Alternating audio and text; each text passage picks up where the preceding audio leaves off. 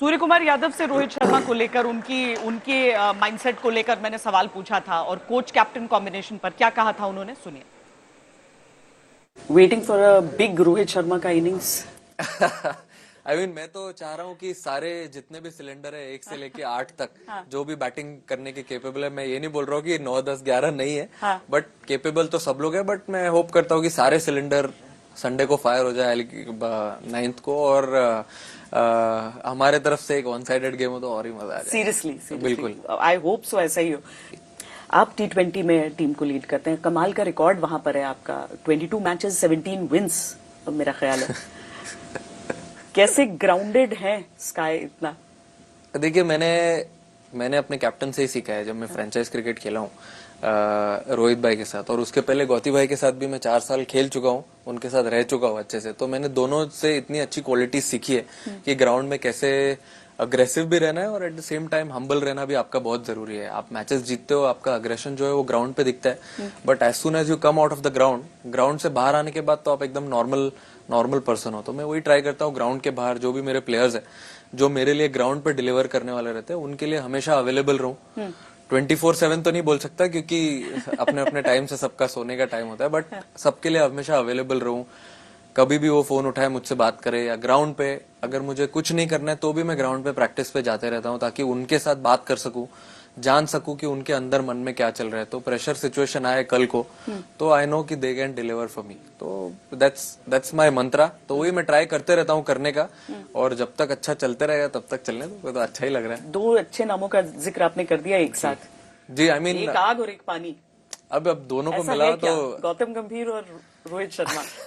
अभी देखिए, ग्राउंड पे तो गौती भाई को आपने देखा ही होगा, हमेशा अग्रेसिव रहे, ग्राउंड के बाहर एकदम रिलैक्स रहते हैं, और रोहित भाई तो एकदम बैट उठाते ही बदल जाते हैं। रोहित भाई का भी वैसे ही है, ग्राउंड पे एकदम इंस्टिंक्टिव है।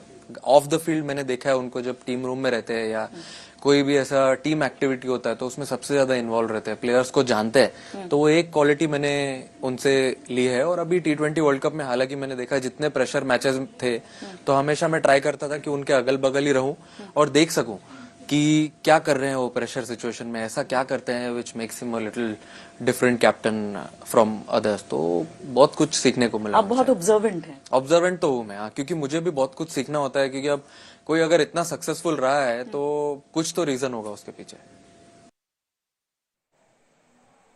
भज्जी, आपको कोई संदेश देना है अभी इंडियन टीम को, रोहित को, विराट को?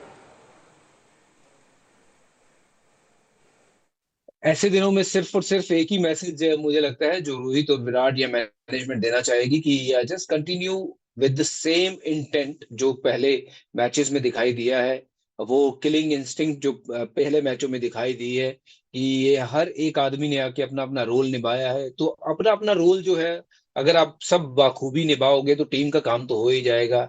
स्पिनर्स को स्पेशल मैसेज होगा कि कुछ एक्स्ट्रा करने नहीं जाना है, just stick to the basics, pitch is doing a lot for you.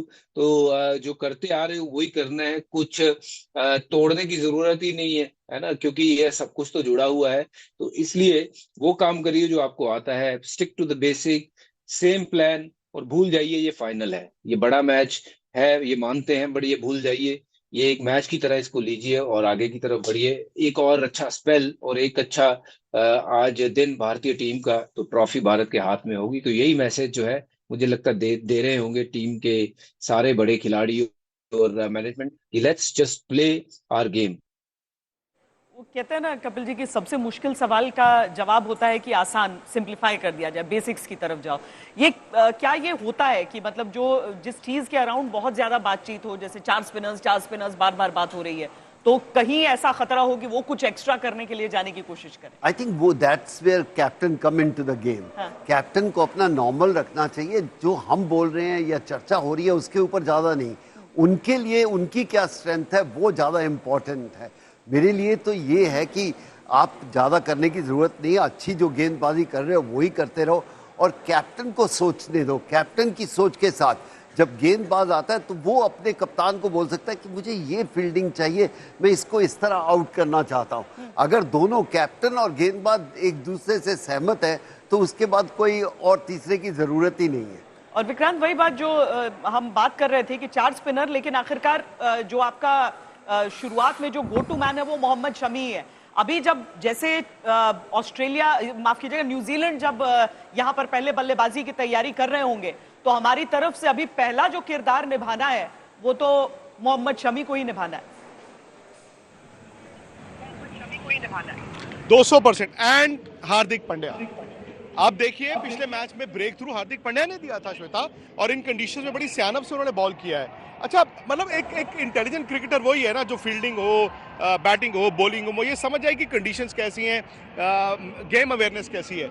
उन्होंने रचिन रविंद्रा को स्लो बाउंसर ट्राई किया आउटसाइड ऑफ स्टंप।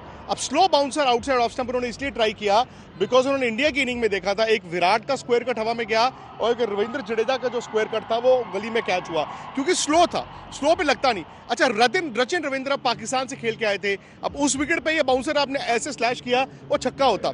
ए, बड़े ग्राउंड, बी, स्लो सरफेस, उन्होंने रचिन रविंद्रा को आउट किया।